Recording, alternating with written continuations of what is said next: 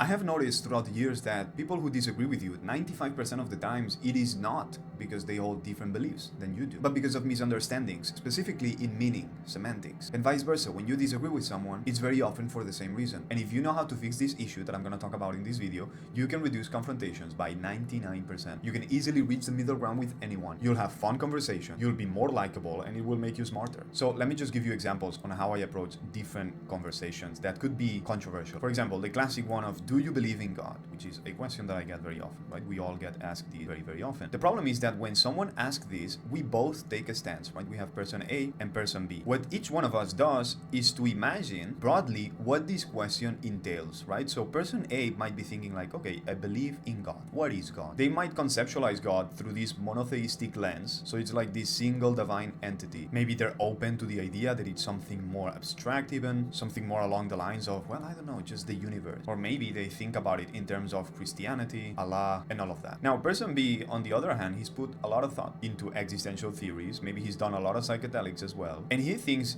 God could be a wide variety of things. Maybe he believes that in a way we are God, just experiencing its own consciousness, which is something very similar. Maybe he believes in the collective consciousness theory, or maybe he believes that we're trapped in samsara. Maybe he believes in prison planet theory, or that gods are just elevated beings who give birth to other gods, and we are gods in the main. So it's not that he believes one of these, is that he just accepts the idea that all of these might be possible, but he's not certain about which one is it. It's just like, okay, these are different possibilities. So now the problem is that when they try to answer this question and person B says like, oh yeah, I think I believe in God. If person A is, for example, an atheist, he could be like, oh, how could you believe in God? It is so stupid, right? Like this Christian God, Allah, it's so simple, you know, like you believe there's a guy in the clouds that made everything. But meanwhile, person B understands that there's so many other definitions of God that have nothing to do with this comical view of what a lot of atheists believe God is. But person A doesn't see that. And this is what creates this back and forth, this argument.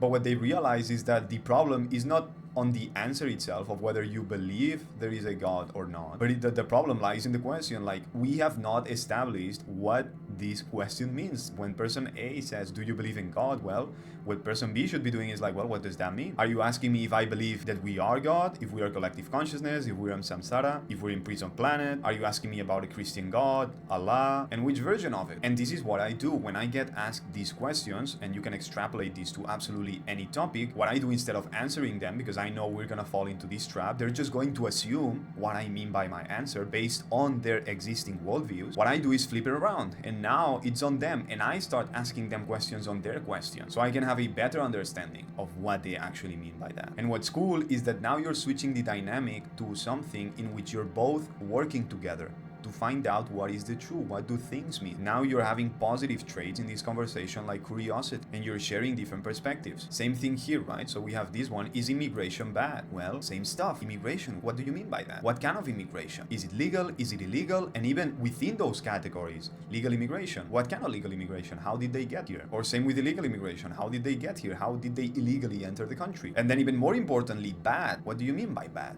Bad in what way? For what? For the economy? For society? For security? Like in what sense exactly? So as you can see, independently of what question is asked, there's so much that's being left out within that question. There's so much information that needs to be clarified. And if you do this, what you'll find out is that you actually agree with most people. If you break down all of the details and you truly try to understand what the other person is asking or saying, and you can do this with statements as well, right? Not like you can only do this when someone asks you, do you believe in God? Maybe someone says like, oh yeah, I believe in God. You can do the same stuff, which is like, okay, what do you mean? What does that mean? What is God for you?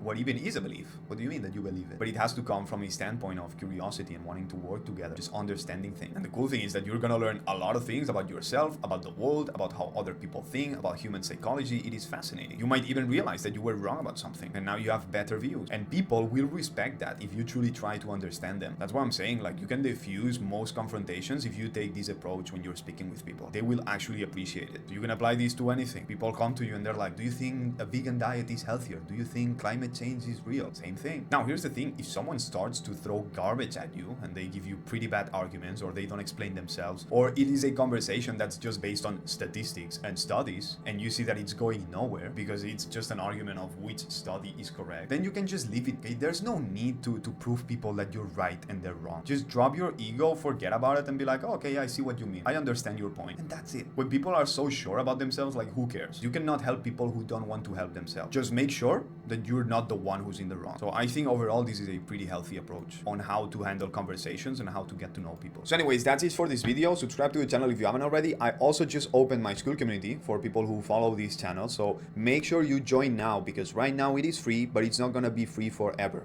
Once we reach a certain amount of people, I'm going to close it down and you'll have to pay to get in. So check the link in the description so you can join now for free and get lifetime free access. So go do that right now. And that's it. Hopefully I will see you on the next video. Take care. Peace.